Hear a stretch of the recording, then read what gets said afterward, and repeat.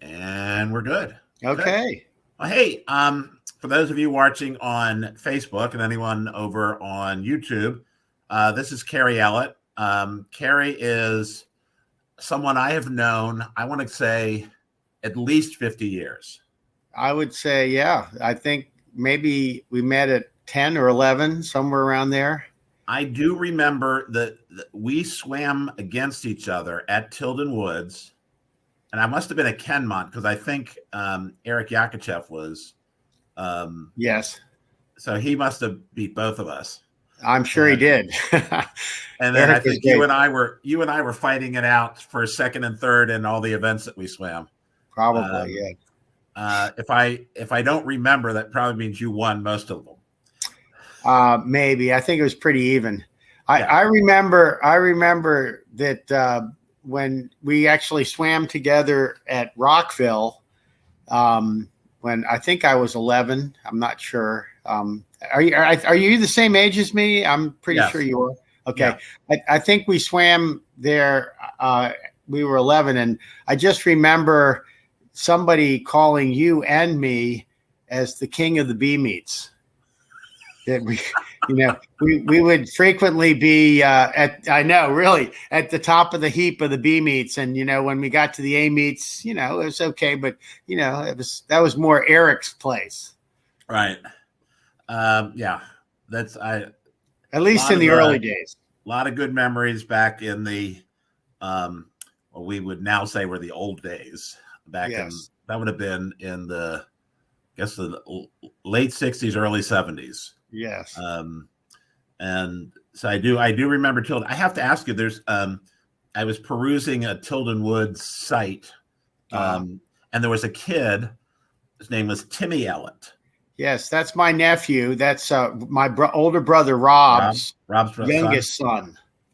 How old is he now? Because I think this might have been in 2009 or 10. He was a little kid. So he's probably college. He's actually graduating from Kentucky. He's swimming at Texas A&M for the championships. Their SEC champs SEC champs are this weekend. Well, I mean, it was obvious that he was related somehow. Yeah. And if I can find this picture, let me see if I can do this. I got to show you this picture. Okay. I present slide. Your computer. Okay. Upload file. I just had it out. And this is an oldie but a goodie. Okay. Can't wait. I got to find it. Isn't this interesting to all you people out there? Yeah. Just sitting here looking at my computer. I don't know. I can't find it.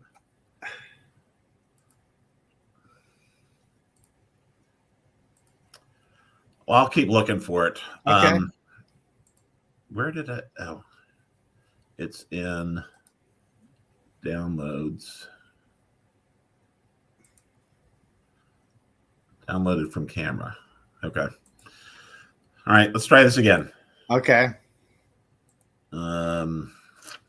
Present. Oh, share screen. That's what it is. I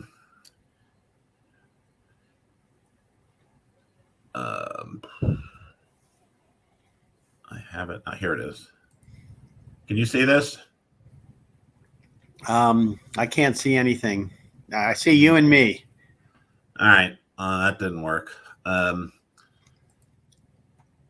Let's see. See, this is why it's an experiment. There you go. Well, it's good to learn new stuff. By the way, it's a picture. I'll find it somewhere. Okay. It's a picture of me and you. Let me pull it up. At RMSC at MCSL championships, and it's probably in the late 70s, and your sister is in the middle with an nice. I'm with Charlie shirt. With a what? I'm with Charlie. Oh, okay. Oh, nice. Is and it then my sister Judy? Keely's there. My sister Judy's there. Maura Okay. Hanrahan, Oh, and nice. you have a trophy. I have a trophy, and Judy must just like she's about 15 there. And I gotta find this and try to send it to you. But anyway, Okay, I actually remember that picture. We were coaching different places, I think. You must have been at Old Farm if Maura Hanrahan was there. Well, she probably just came by to say hi. No, where were you? Were you at Garrett Park? I was at Garrett Park probably. Because I coached at Tilden Woods with my brother Rob for 2 years, and then I went to Garrett. I was at Garrett Park for 10 years. Uh-huh. And then I went into the Country Club League, and I was at Lakewood, Kenwood, Lakewood, and Congressional. I coached at Lakewood. Oh, did you? Everybody coached at Lakewood. That was the easiest gig. I can't even. All I remember is that they paid some exorbitant amount to coach there, and the team was. I had great swimmers, and the team was horrible. I had Eric Judkins. Yeah. Emily Zelna. Who else was on it? A bunch of the Fitzwilliams. Yeah, There were a bunch of USS swimmers there, but the team was never all that good. No. But the one rule I remember about country club swimming that to this day I think is great. In the rule book it says officials are not allowed to drink. Yeah. During championship meets. Yeah, which I know, but that's that. Not only is that hysterical, but none of them follow that rule. Oh, I know, and it's but it's fun. It's Country Club League is fun. I was doing Falls Mead and Lakewood at the same time. Oh my God, I hate to say this, but it's like Joe Flaherty. He did Flower Valley and Manor at the same time. Yeah. They were across the street from each other. Yeah. Yeah. I don't know how swimmers do it. I can't imagine being a coach and doing that. Well, it was easy because I said, USS swimmers, you guys don't need to come. And then the country club kids, I said, well, we'll have practice at 10 o'clock. And they said, that's fine.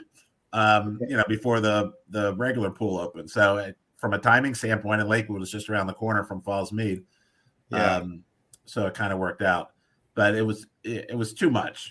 But it was Dave Wathen likes to call it our whore time from we were coaching. We were coaching whores. Yeah. Just going around grabbing money wherever we could go. Yeah.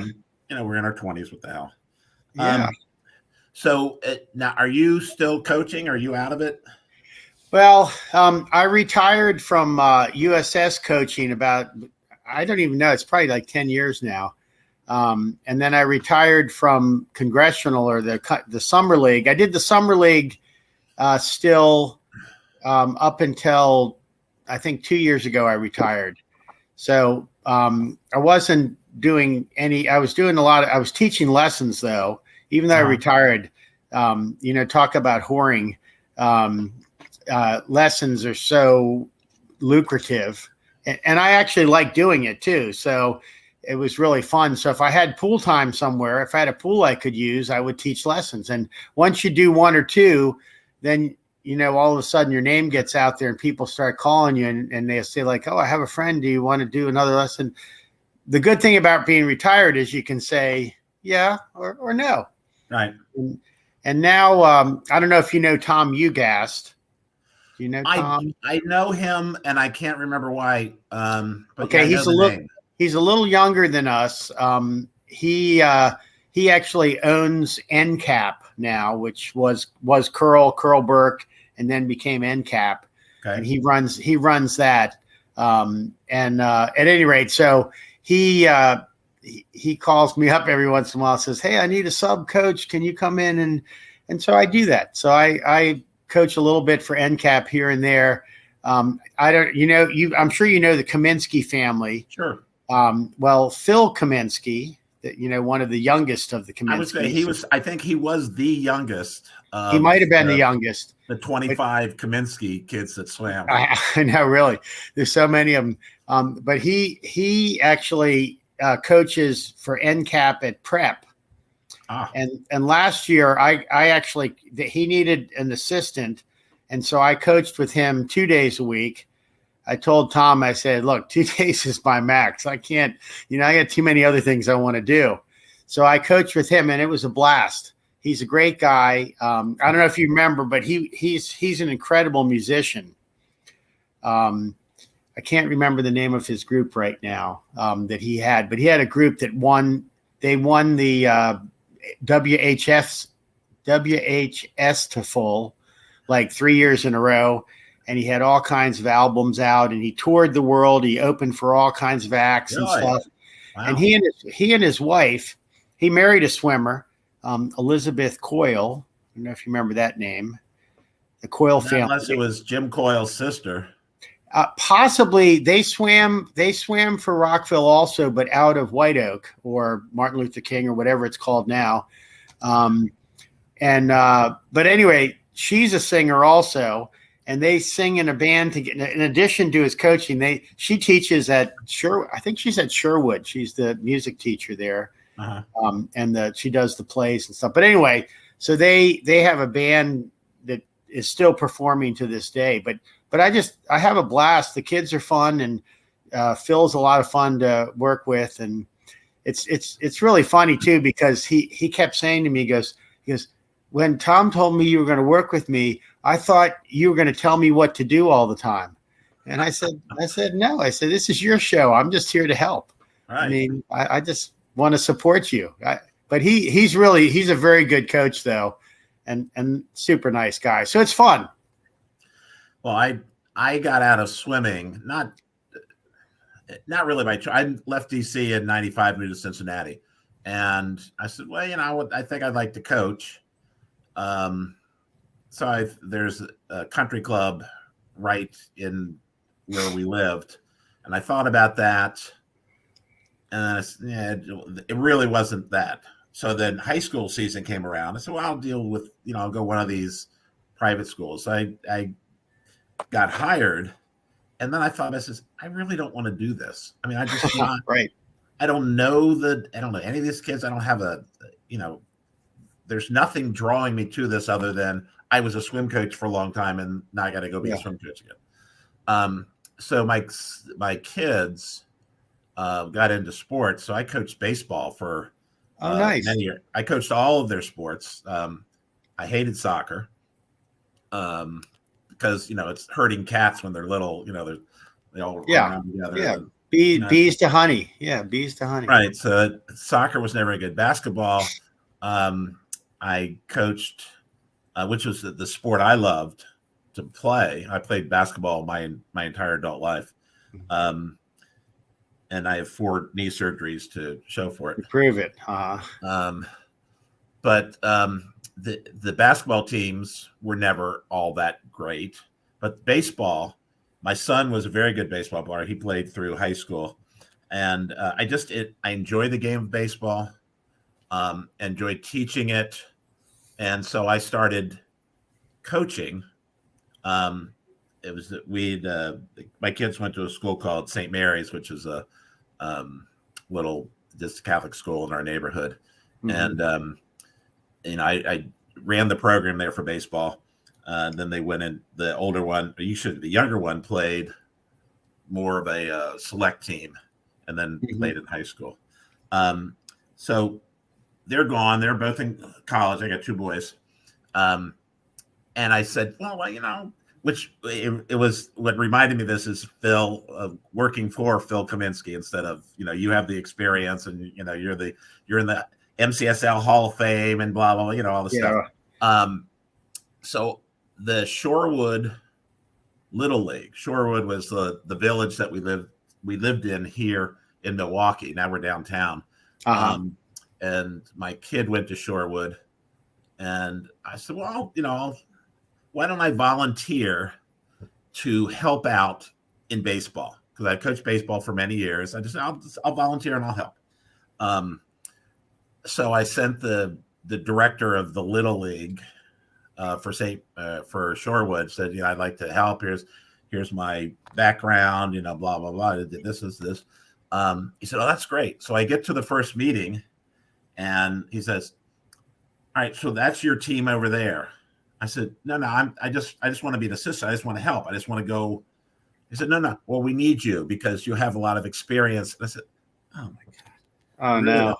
So I got roped into doing it, but I got to work with both of my sons coaching. My oldest son, Luke, was the pitching coach, and my younger son, who actually played baseball, was the hitting coach. And it was fun to go to games and hang out with them. And the team was horrible because they in Wisconsin, they don't start playing baseball until mid to late May because it's there's snow on the ground in April. So the kids are swimming, playing tennis, playing soccer, and baseball is fourth. So at no time during the season, I had 15 kids on the team. At no point at any practice or game were all the kids there at the same time. Not one. Wow. So they were all, I got a game tomorrow. I got a soccer game. I got a tennis match. I got this, So I said, well, I'm going to have fun with my boys. So that's what I did.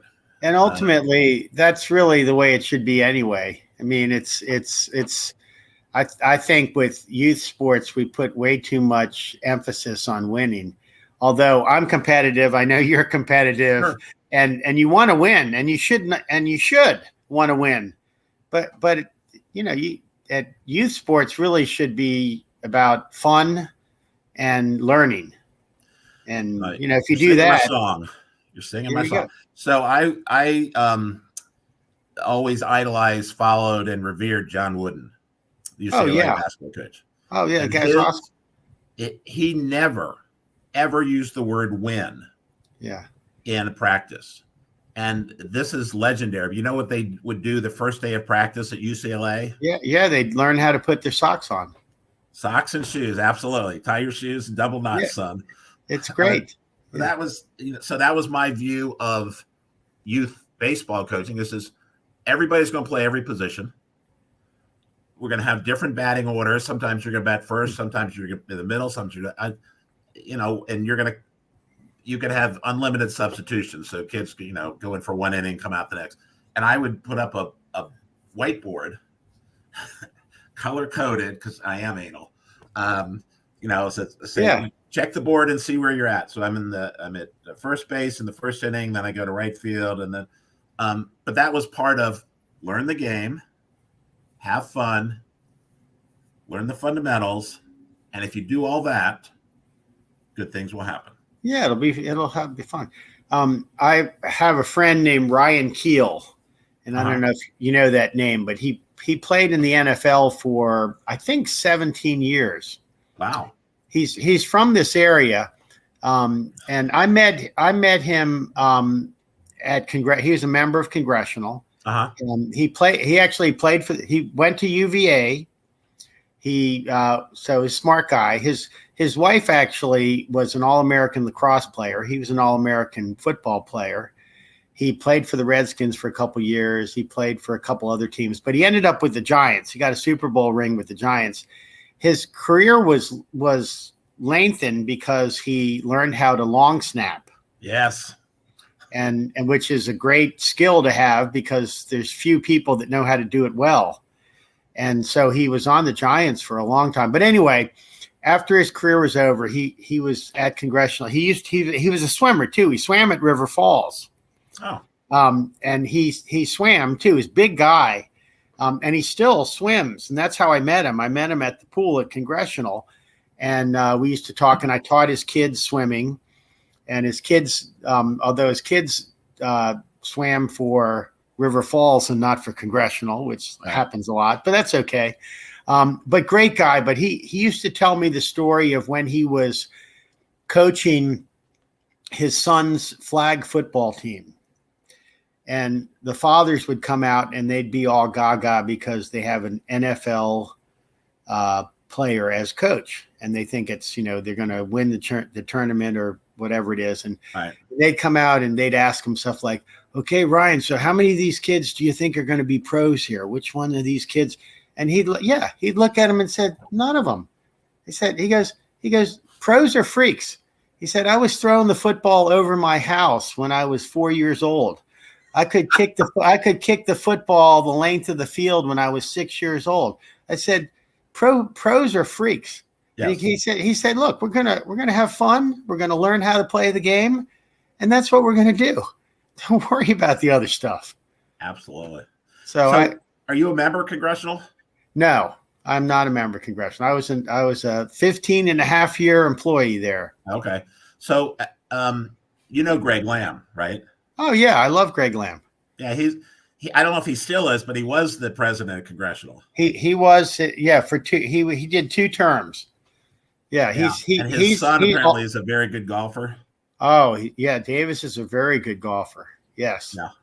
And great family, really nice, super nice family. That all 3 of the kids swam on the team. Davis swam until he was a teenager, and then golf took over for him. And the younger boy swam until, he was probably about 14 or 15. Actually, falls right into what maybe we'll talk about eventually. He actually had he had a cupcake business. Oh. And did very well at making cupcakes and delivering them and stuff like that. Home business, not brick and mortar. Home business. Gotcha. As in high school, as a teenager, when he was younger, just for fun and to make some bread. Sure. So good for him. Absolutely. But and go ahead. No, I was going to say, one of the reasons, for those of you out there listening to us jabber on, Kerry and I probably haven't spoken in 30 plus years, but we follow each other on Facebook and we have a lot of common interests. Food, for one. Absolutely. Travel. Absolutely. And sports, which we've kind of covered sports. We can talk about the Washington football team at some point. But I was just enthralled with your travel log that you recently went on. You were all over the world. I had a great trip. Tell me about that, because that was fascinating to me. Okay, so for about 15 years, I traveled every January. I traveled for 3 weeks to a month in January because that was the slowest time in the country club business. Right. And so that was when I could actually get away. So I would travel, and I'd frequently go to Europe because I love going to Europe, but I was all over the place. I've actually traveled to over 100 different countries. Wow. And I have some favorites. I love Paris. Paris is my second favorite city in the world. Washington, D.C. being number 1, where I was born. Most important city in the world. I love Washington, D.C., but I love Paris. I love Paris because you can probably see behind me over here that I'm an art collector. Uh-huh. My house is just full of art, and I love the art. I love the art in Paris. I love the food in Paris. I love the people in Paris. So I love to go there. But this last trip I took, I hadn't traveled since 2020 January. Oh, because of COVID. And I was so ready. And so I traveled for a little over 6 weeks. I went to Portugal first. And I love Lisbon, too. That's another really fun food town that I love. I have one of my favorite restaurants in the world is there. It's a restaurant called Alma, A-L-M-A. It's a 2-star Michelin. Okay. They have 2-star Michelin restaurants in Lisbon. The other one's Belcanto, which I like also, but I like Alma better. And so I went and ate there. I've eaten there like 4 times because I love that place. And I went to Lisbon, and a friend of mine who actually worked with me at Congressional, Milan, he lives in Nice, Serbia. He came over and met me in Lisbon, and we traveled together for 3 weeks. We did Lisbon, and then we went down to the Algarve. We were in Lagos, right on the Mediterranean. We swam through the caves and we ate down there. We ate at this restaurant that was there for like 100 years. It was a great restaurant, mom and pop restaurant. We tried to get in and they told us the wait was going to be like 3 hours. So we put our name in and then we went somewhere else and had a drink. And then we came back and it was so worth it. Everything was, homemade right there. Mom and pop were working in the kitchen. The kids were doing the waiting. It was awesome. And so we did that. And then we went through Spain and we did a bunch of different little cities there. We did Cordoba and I'm trying to think of some of the other ones. We were in Toledo and Madrid and Barcelona and a couple other ones too that I can't remember now, but we just had a blast, checking out all the stuff, the art, the eating. And then Milan flew back to Serbia and I flew to Israel after that. I went to Tel Aviv, which is another one of my fun foodie towns. Tel Aviv is just a great little foodie town. But I was doing, I actually was going on a pilgrimage to Israel. I was in the Sea of Galilee at a place called Magdala for 5 days. And I was walking around. I was doing a walking pilgrimage to see biblical sites and things. And then I met up with a group. Then after that, so I was on my own for a bit. Then I met up with a group and traveled with a group that I traveled with before from Germantown, Maryland. And I traveled with them for 8 days. And then they left. And then I, of course, had to get to Paris. So I flew to Paris. And, man, it was cold in Paris. I was in Paris for 6 days. And, of course, again, I went to my favorite restaurants and walked around and went to the art galleries and just had a blast.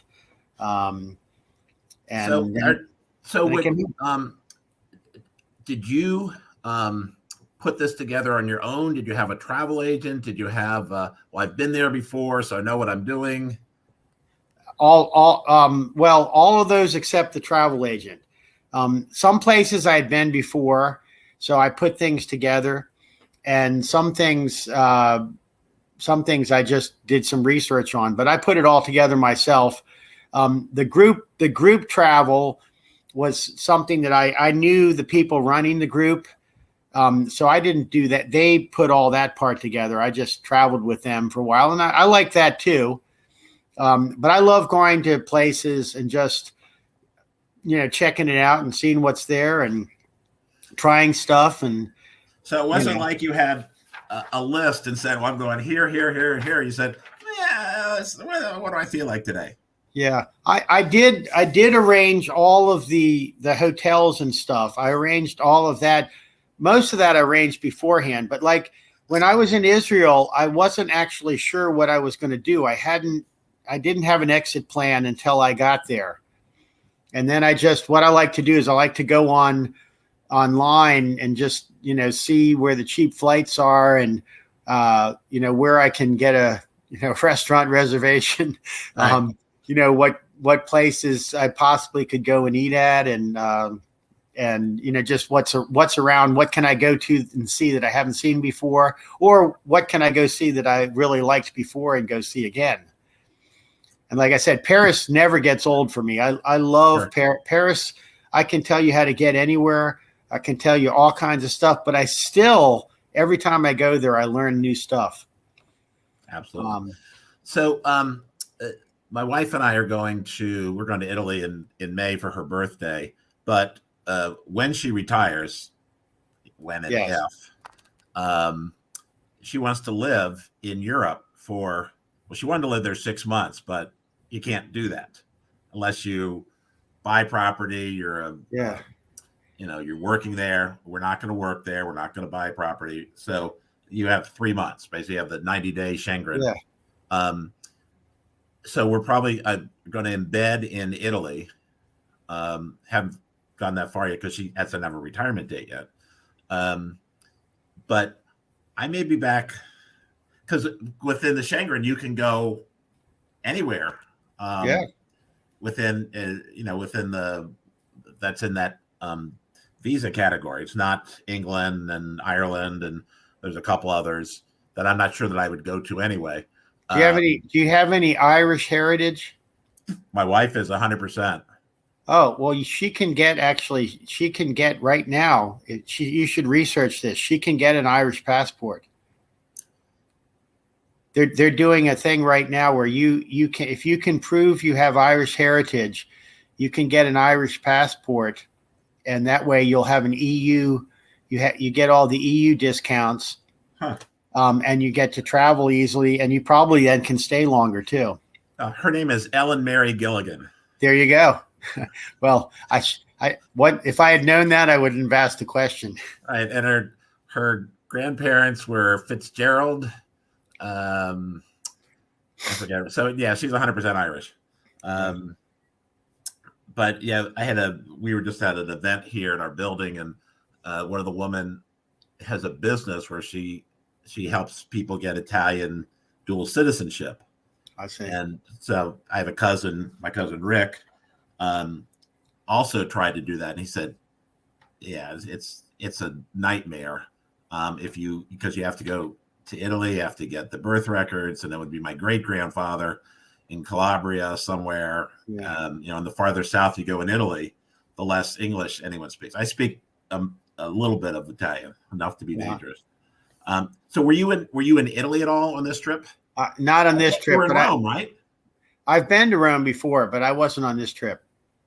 But if you do go there, if you go to Tuscany, there's a great little town called Orvieto. Sure. Oh, you're speaking my cousin Rick's. He has two friends that live there. I love that town. Oh yeah, up on the mountain, up on the. It's right up on top of that mesa. Yeah, there's a beautiful, huge church there, and they have a great market. I actually traveled there with a couple of friends several years ago. We were on a tour in Rome, and the tour ended, and we went up into Tuscany just to kind of tool around a bit. And we went to Orvieto, and this relates to the food side of things. Uh-huh. And we, as we were walking around, we went into this little restaurant to get a coffee and a croissant or something. And we met the chef there, and it was market day in town. And he was looking for business, and he chatted us up, and he said, "Hey, you want to go to the market with me?" It's like, yes.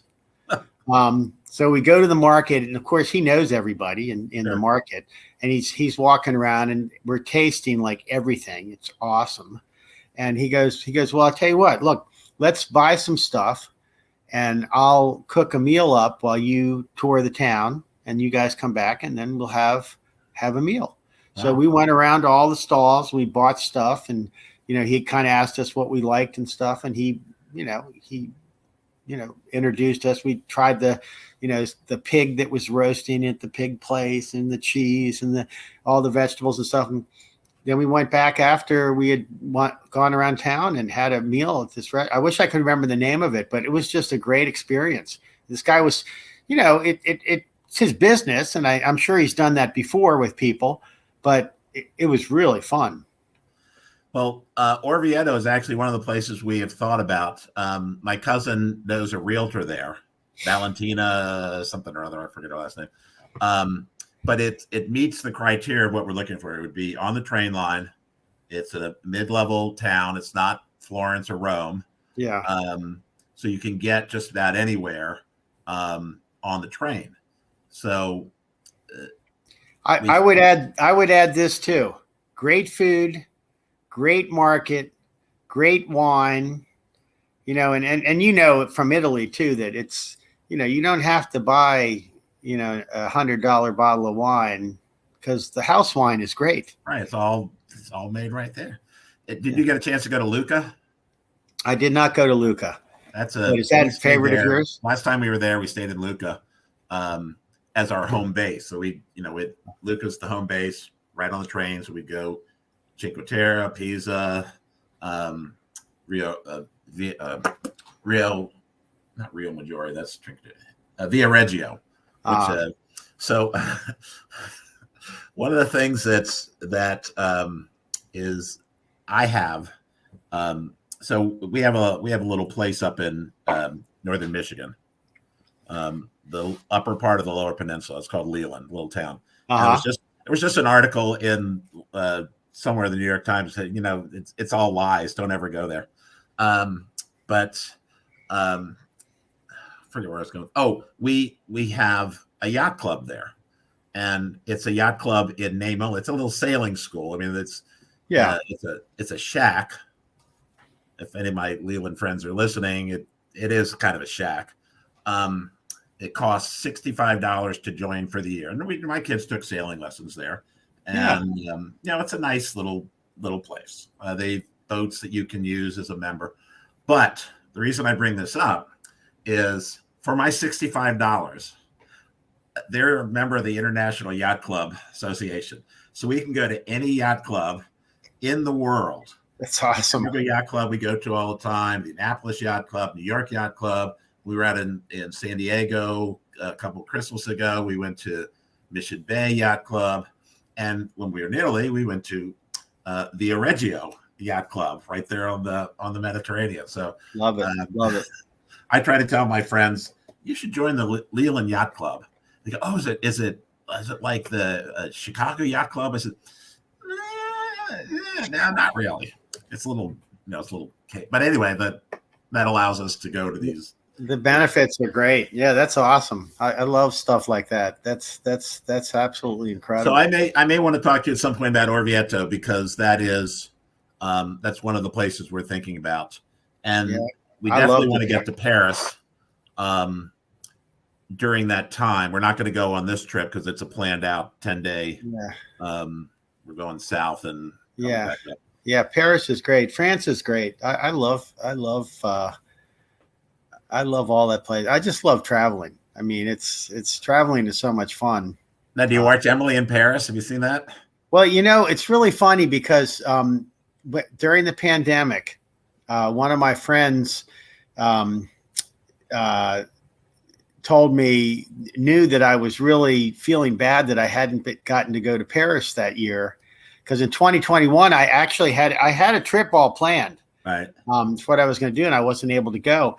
And she told me, she said, well, there's this Netflix show called Emily in Paris. She said, you should watch it. So I watched the first episode of it, and I thought, like, man, this is a chick movie. This is a chick thing. Yeah. But I watched the second one, and all of a sudden I'm seeing like all the places in Paris. And it's like, hey, I kind of like this. Because it gave me my Paris fix. Right. So I actually did watch it. And there's a lot of food, and there's a chef, and it was good. I liked seeing all the places because most of the places I had been. That's one reason I thought you might like it, is because most of it is shot on location, obviously, and so and they're in Paris. It's goofy. It's a goofy chick show. It's very goofy. But I watched it. It was, I liked. It's kind of like reading books about, when you read a book that, talks about the places that you've been, is kind of cool. So I like that too. Like the mysteries that have DC as the setting. Because all the places. Read George Pelecanos? Yeah. He is amazing. He's our age. Yeah. Wow. He went to Northwood. And I know he knows the people that I used to swim with at Kenmont. I mean, isn't that cool? My dad owned a carry-out deli called the State Line Carryout just over the District Line on Georgia Avenue. His dad owned a Greek carryout in DC. I mean, there's so many similarities between the parallels. He graduated from Northwood in '74. I just listened to one of his books called The Man Who Went Uptown. Uh-huh. It's one of his earlier ones. About a guy gets out of prison and tries to change his life. And they said when you get out of prison and then you move on, you're going uptown. So it's The Man Who Went Uptown. But they had you would appreciate this. They had somebody reading it who was not a Washingtonian. So he was talking about Wendy Riger, for those non-DC people, it's Wendy Rieger, who was a announcer for, I think, NBC. Yeah, I think so. And then Bladensburg Road. Oh my God. So I almost started to write Pelicanos and say, hey, George, you got to get somebody you got to get a DC person who's going to read these things. So, it's just so striking when you hear Bladensburg Road instead of Bladensburg Road. Yeah, he's one of my favorite, but it is because it's local DC. As he's going through, I'm going down Kansas Avenue, I'm turning right to go down to Rock Creek Park. And I said, okay, I know where I am. Yeah. Speaking of DC places, so I was listening to the end of your podcast on Monday, and when you were talking about the 5-way chili, it immediately sent me to Hard Times Cafe in DC, and I always ordered the Cincinnati 5-way because that's what I like. That's the one I like. There you go. I mean, I have a funny story about that. So we used to play basketball every night at Woodley Gardens. Yeah, right there. It was right. That's the one I went to. Woodley. It was there's a wide swath of people who've been in and out of Woodley, but then Hard Times right across the street. So we'd play, and when they turn the lights off, we'd go over to Hard Times and have some chili and the beer. Yeah. And so I got the same way as you. I said, well, let me try this Cincinnati, and I liked it. And that's what I ordered, 5-way Cincinnati. So fast forward, my wife is from Cincinnati. We're living in DC, but we're thinking about moving to Cincinnati. We went there for Easter. And I said, well, let's go to a chili parlor because chili is kind of famous here. We'll have some chili and a beer. And the first thing she says, well, they don't serve beer here. I said, who ever heard of a chili place that doesn't serve beer? That's ridiculous. I mean, you got to have that wrong. You haven't been here in a long time. So I walk in and they're family restaurants. There's 2, Gold Star and Skyline. Each of them have about 50 or so fast food outlets, so you can order drive through and whatever. But this was a sit down. So I walked in. I said, "So, what kind of beer do you have?" "Oh, we don't serve beer. No alcohol." I said, "Jesus." I said, "Okay. So can I get a 5-way Cincinnati?" And he looked at me and he said, "Son, we just call it chili here." Yeah. It's not. They don't call it Cincinnati. Yeah, we're in Cincinnati. Yeah, that's funny. That's funny, but yeah, I like that one. I always think it's funny too when the whole argument of do you have beans or you do not have beans? Do you have tomato sauce or you don't have tomato sauce? It's like whatever. Chili, whatever you like, it's good. The way that I actually I've been doing a YouTube collab about chili. It's called Chili Smackdown 2023, and that I have to post this video by Saturday, and I'm doing Cincinnati chili. So one of the things that I say on this is I don't want to hear from the no beans crowd. I'm not. I don't care what you have to say. I'm not interested. But they, as good as the chili is, they boil it. Okay. Yeah, it's nice and gray. It's about the family thing gray on, but it's. It's not appetizing to look at until they spices on it. But they got a big pot, one of those huge industrial size pots. They're just stirring it with the meat in there. So I wanted to ask you about some of your favorite DC restaurants because I was there, a couple of months ago. Okay. And we went to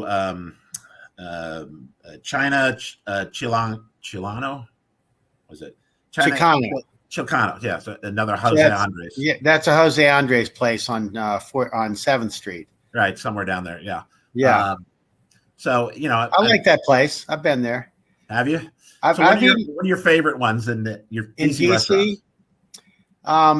In DC, well, my area. You don't have to say just in DC proper. Okay, so my favorite restaurant in right now and for the past several years is a restaurant that's actually it's in Darnestown, Gaithersburg. It's called Inferno Pizzeria Napolitana, and the chef is Tony Conti. Tony was the chef at the Oval Room for about 10 years. in DC. Unbelievable chef. I ate there several times. Incredible duck.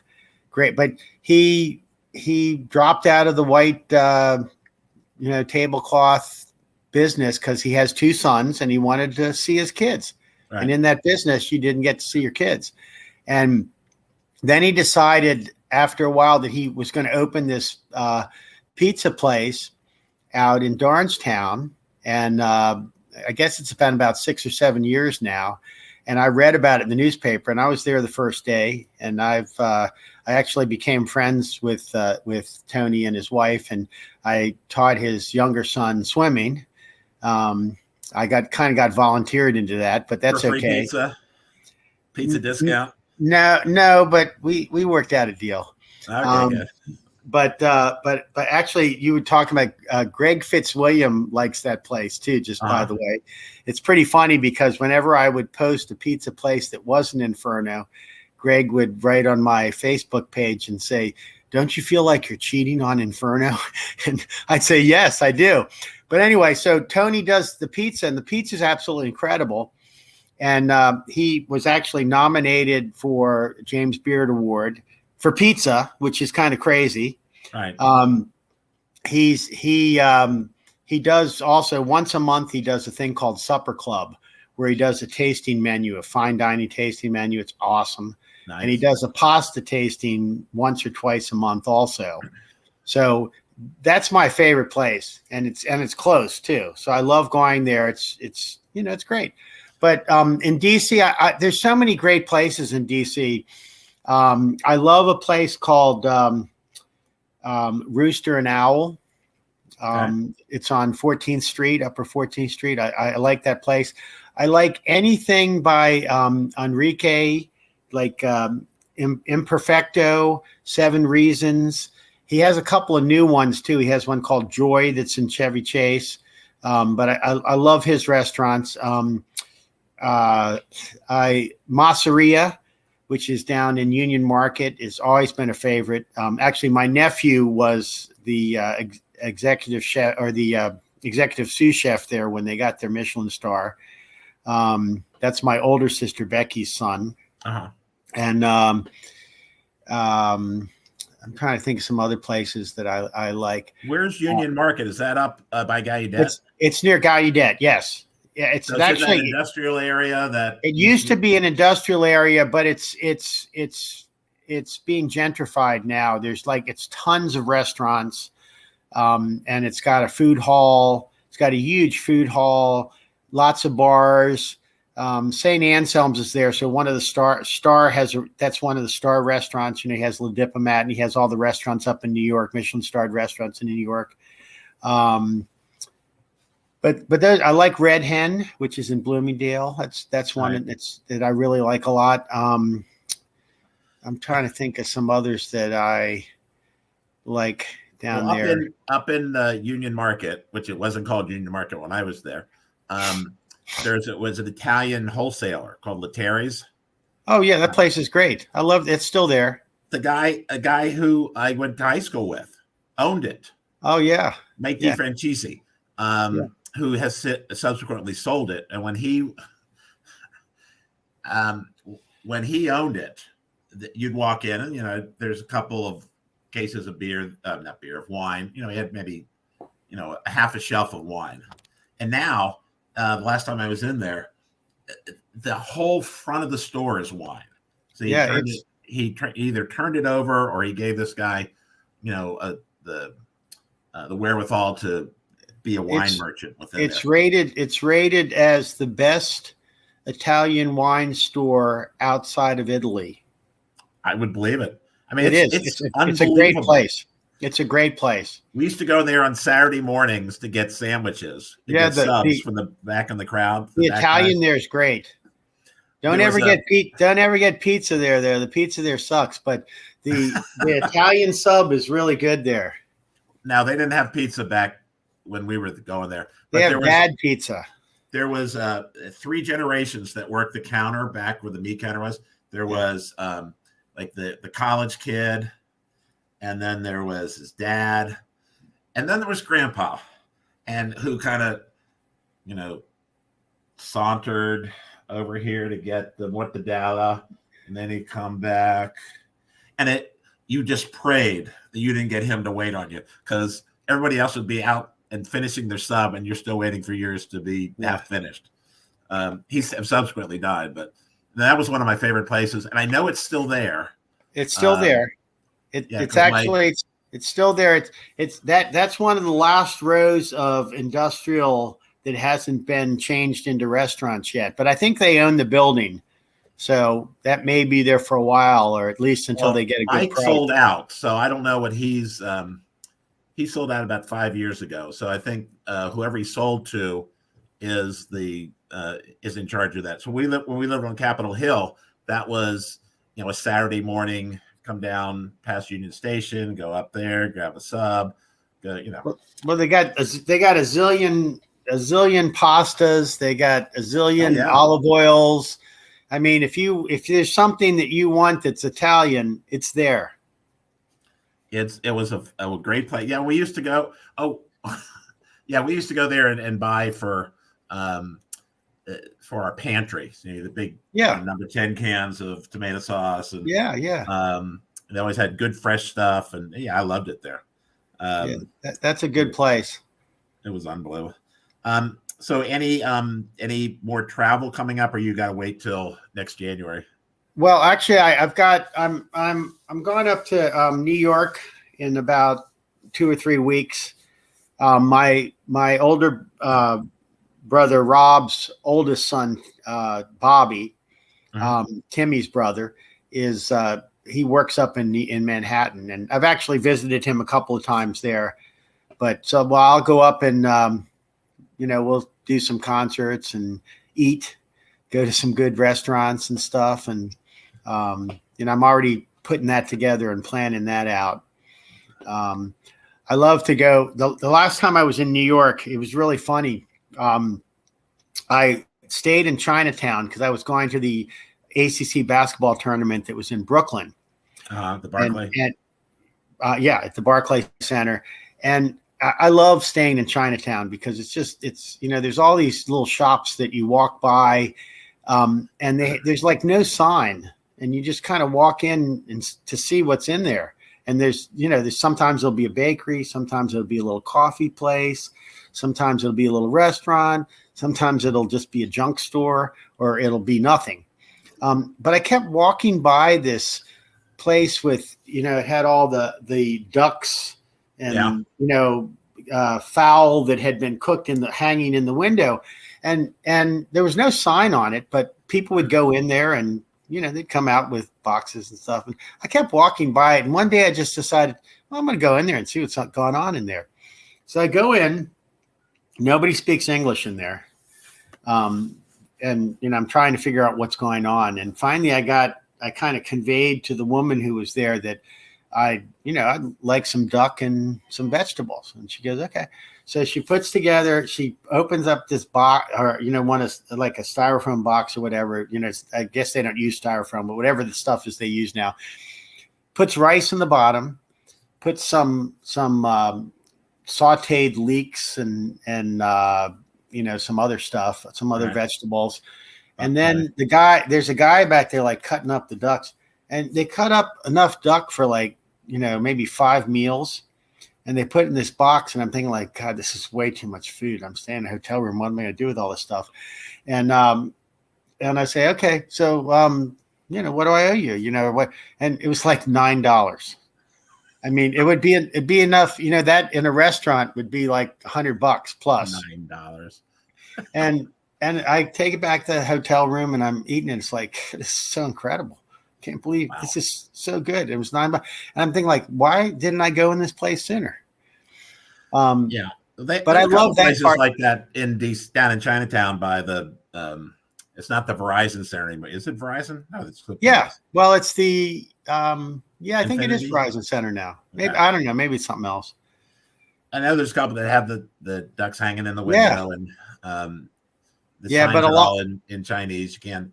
A lot of Chinatown is not Chinatown anymore, though. It's changed.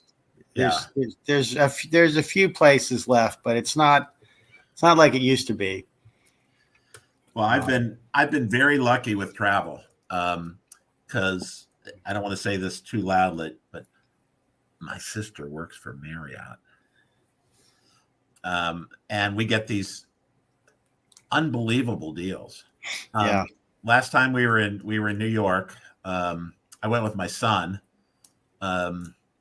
We went to, it was our baseball circle. We went up to New York, to Yankee Stadium, which I'd never been. Then we took the train down to Philly, and then we went to DC. Cool. But we stayed the Marriott Marquis for $100. God, that's amazing. Yeah. We stay at and we travel, and sometimes the rooms are under $50 because they're that's pretty amazing. Friends and family, doodad. Yeah, it's hard, right? New York's gotten a little more expensive right now. It's harder to get a good price for a hotel, but you can, if you work it, you can get it. I'm pretty good at arranging travel, so I would say that's probably a skill that you've learned over time. It is a skill, and you have to work it. It's pretty amazing what you can come up with if you do some research. You work at it, you can come up. Like we went on my last trip, we went on this place we stayed in Lagos.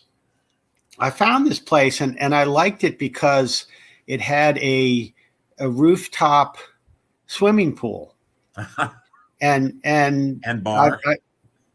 Well, they had a bar there too, but the bar wasn't open. But I was interested in the swimming part of it, and it was great.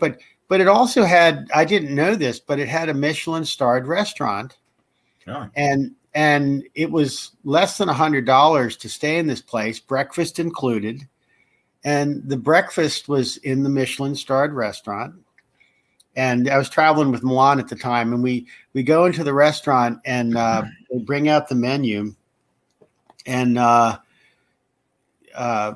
we're looking at it and we said, well, what do we do? Do we choose one from each category? And the lady says, well, you can have everything if you want. I mean, you can have, one or more than one, or you can have, whatever. So we ordered everything. And I mean, it wasn't that much, but it was a lot of food. And it was so incredible. I'd never been at a hotel before that had, a Michelin restaurant serving breakfast, and it was unbelievable food.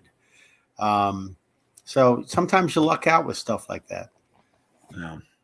It's, I mean, you're the stuff that I see online, and we haven't even scratched the surface on some of the food stuff, but, you have a knack for, putting out, good pictures, of places that you've been with a lot of information, and then a lot of the food stuff, the great pictures. It makes me hungry just about every time I see whatever you're eating. Well, that's good to hear. So I appreciate someone who has good taste, and you certainly have that. But you've been all over the world. You've been, and you love food. So I love to eat. What's not to like? That's good. And it's funny too. I've always liked to cook, but I never considered myself to be a very good cook, a great cook.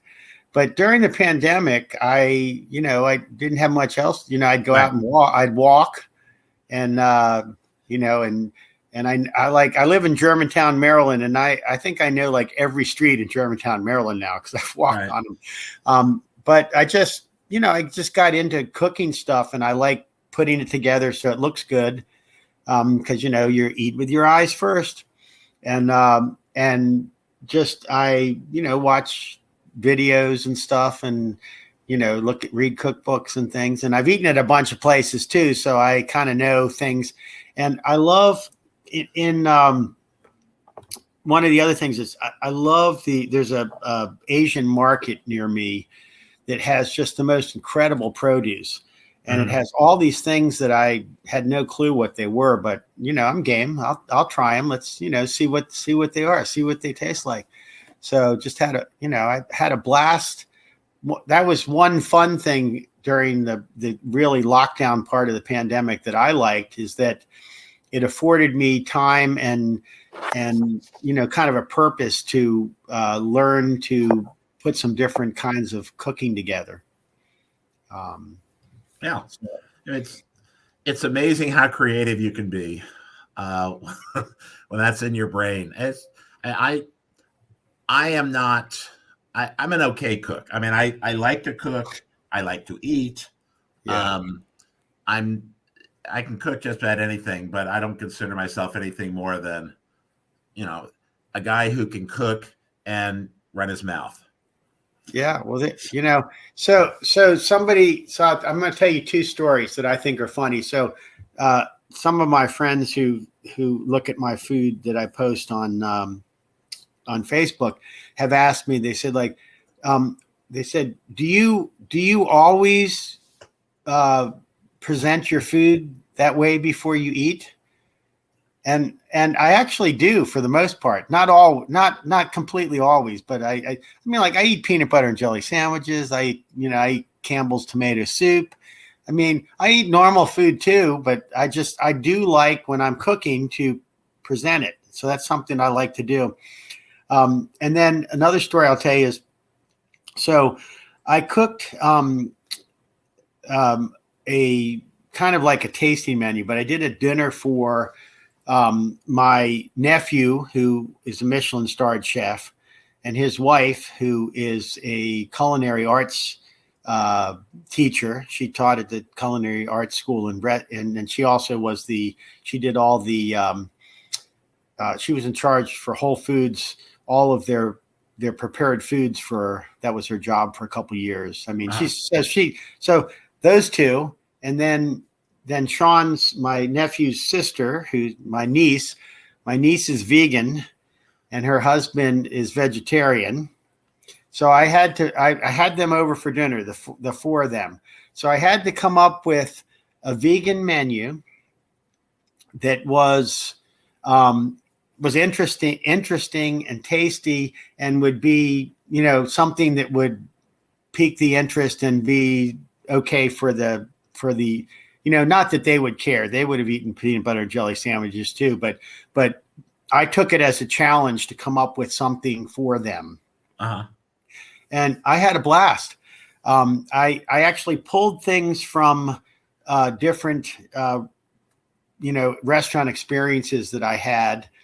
And I'd had this one thing that I made that was really pretty cool, I thought, is I had been trying in Paris to eat at La Page for many, many years. I couldn't get a reservation. And I finally got a reservation there. And I had just absolutely, I got another story about that one too, but I had a great experience there. But one of the things that I actually had the vegetarian tasting menu. Uh-huh. And one of the things they did is they did a vegetarian nigiri with a roasted turnip and a roasted radish. And it was absolutely delicious. So I took that idea and I made one of the courses that I made for these guys was I did a nigiri with beets.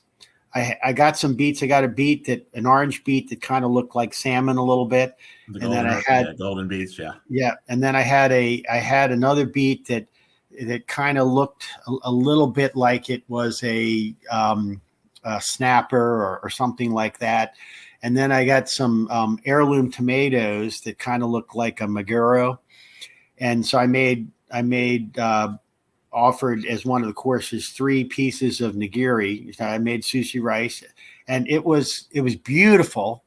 And the thing that's really funny about it is that and I served it with wasabi, and there was soy sauce if they wanted it.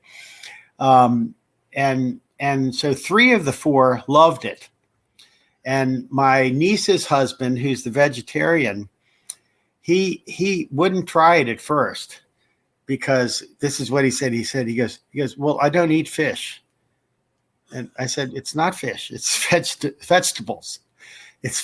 But it looked so good, as it looked so much like fish, that he wouldn't eat it because he thought it was fish. And I couldn't convince him that it wasn't fish. So he never even tried it. What did you roast them, or was it their? I raw? roasted. I Okay. roasted the beets, and then I have a really sharp sushi knife, a sashimi knife. Mhm. So I sliced it like sashimi and put it on, and I prepared it as if it were, really a fish nigiri. That's funny. And it was really fun. But I did a bunch of stuff like that. But they really had, it was fun. That's an interesting. That's an interesting concept. I love to roast beets. I do too. I love beets. I mean, I can say just about any vegetable you roast. Just put enough olive oil and salt and pepper on. Anyway, but beets is just one. I don't take the skin off because you can just put them in. Then when they're roasted, you just rub it off with a paper towel and it comes out. Yeah, it's incredible. It's and beets are really good now. Like the other thing is, I discovered during the pandemic farmers markets that were, there were a lot of farmers markets that were still trying to sell stuff because people weren't going out and buying. So I found a bunch of them that were operating, and I would go and I just, that's another thing that I just love. Going, and there's a bunch of farmers markets that are open still right now, which I love. But that's what you thought 50 years ago when we were toiling around Rockville and Potomac, Maryland, that we would be these world travelers, gourmands, and just living the life, going on wherever the hell we want to go. And I don't think I thought that. No, I didn't either. I mean, I think, like I said before, I feel really blessed that I, number one, that I learned and was taught how to save money so that I can actually afford to do these things now, but that I'm physically able to. Yeah. Because there's so many people that I'm sure too that have passed already. Right. And, you read the newspapers all the time, and it's, yeah, you look at the age of the people who died and say, oh, yeah. Wow. It's coming. It's, it's like it's funny. I like to pick up the phone when I get some of these calls sometimes from people, and right now, one of the good things is the Medicare people will call and they've got, the best deal for you. And I like to talk to them. And this one guy yesterday was asking me, said well, do you make your own decisions? And I told him, well, right now I do, but I mean, I don't know how long that'll stay. I understand why the question is asked. But yeah, it's just funny. Yeah, I think it's funny too. But anyway, so do you swim anymore? No. Yeah. I did for a little when I had my knee replaced. That was part of the therapy, but no, I don't like to get in the pool. I don't even like to get in the lake where we have a lake house. That's kind of been a running joke for 30 some years where we had this lake house and I won't go in. You'll go in a boat though? I'm sorry? You'll go in a boat? Oh yeah. Oh. I'm not afraid of the water. I just don't want to not in the water. Body in the water because it's okay. It's probably cold in Michigan anyway, isn't it? Yeah, well, my body temperature runs warm to begin with, and then you go into this water. It's like you're sticking something into ice cubes. I've never but we also have a swimmer's itch, and we're off of Lake Michigan on an inland lake, and there's a swimmer's itch in closer to the shore because of merganser ducks, and anyway, swimmer's itch happens. So the first year I was up there, everybody got it. I said, I'm not going in. Out in the middle of the lake, I have gone in when it's been 90 degrees. There you go. But in terms of swimming every day, no. We have a gym here in our building. So I do that. I walk. We're right on Lake Michigan. So I can walk around along the lake shore. But I can't run anymore because my knees won't allow it. I can't. And where was I? I was trying to swim somewhere. Oh, I was down with my son my son lives in St. Petersburg, and we went to this pool. And I tried to swim, and my shoulders hurt after about 2 minutes. So,